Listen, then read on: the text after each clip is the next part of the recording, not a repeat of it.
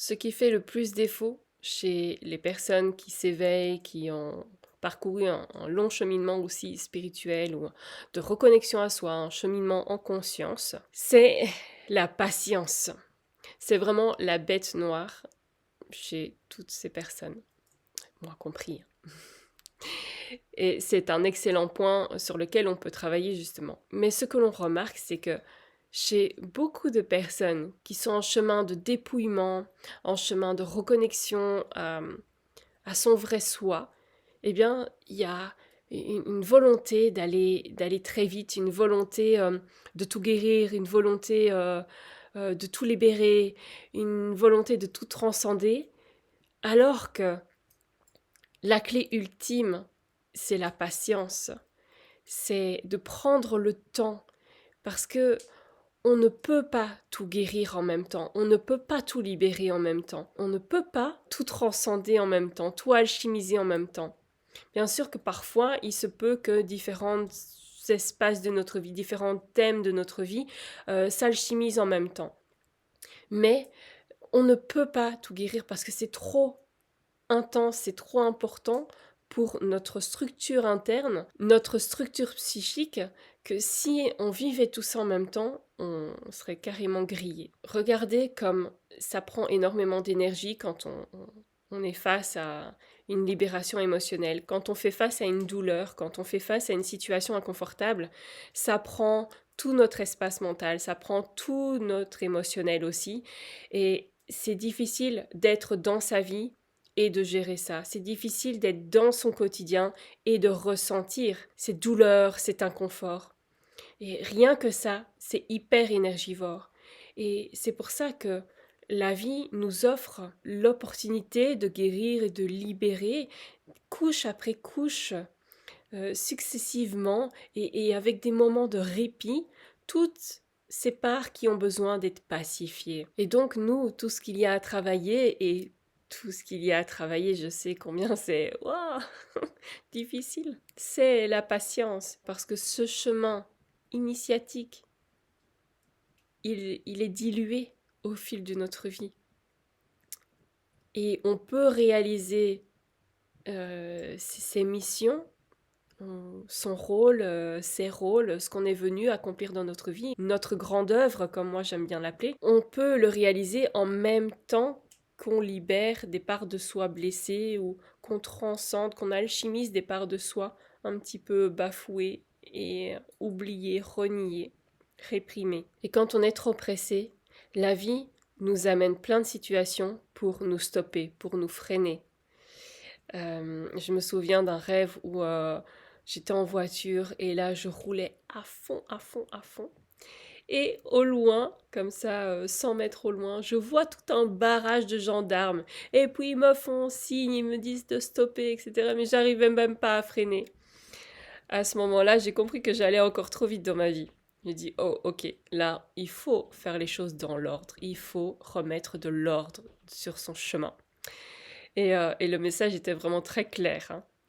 Parce qu'en plus, j'avais plein de situations de vie qui faisaient en sorte que rien n'avançait comme moi je le voulais, parce que j'entamais plein de choses en même temps et je voulais des résultats aussi très rapides et que c'était pas possible. Voilà. Il y a un plus grand timing, un timing qu'on peut pressentir, mais dont on n'a pas tous les détails, on n'a pas toutes les infos. Et donc ça rejoint un petit peu ma vidéo précédente où il faut faire preuve de patience, mais de foi surtout. Cette foi et cette patience cumulées qui vont faire qu'on va vivre notre quotidien avec plus de sérénité. Mais si on est attentif à ça, le fait d'être impatient, de vouloir guérir trop vite, de se diriger vers une pratique ou un thérapeute, un praticien d'une discipline différente à chaque fois pour essayer de résoudre le problème, de trouver enfin la clé, que tout soit fini et qu'enfin on soit débarrassé et libéré de tout ça pour vivre une vie peinard et tranquille, alors non, ça n'arrive pas. On va trouver de plus en plus d'apaisement au sein de tout cet univers un peu chaotique, un peu mouvant. Et c'est ça qui va se produire, c'est cet apaisement, cette tranquillité, cette foi.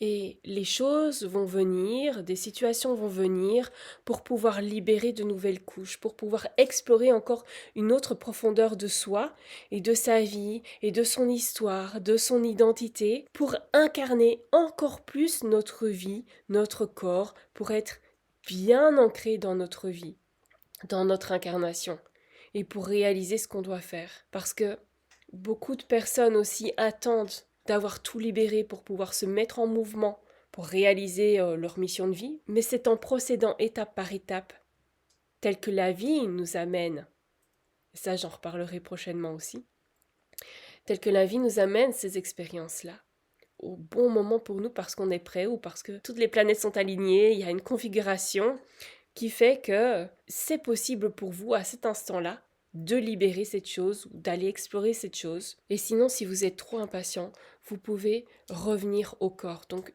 faites des pratiques corporelles, faites du sport, faites des activités créatives, des activités où vous allez pouvoir libérer cette surcharge énergétique-là.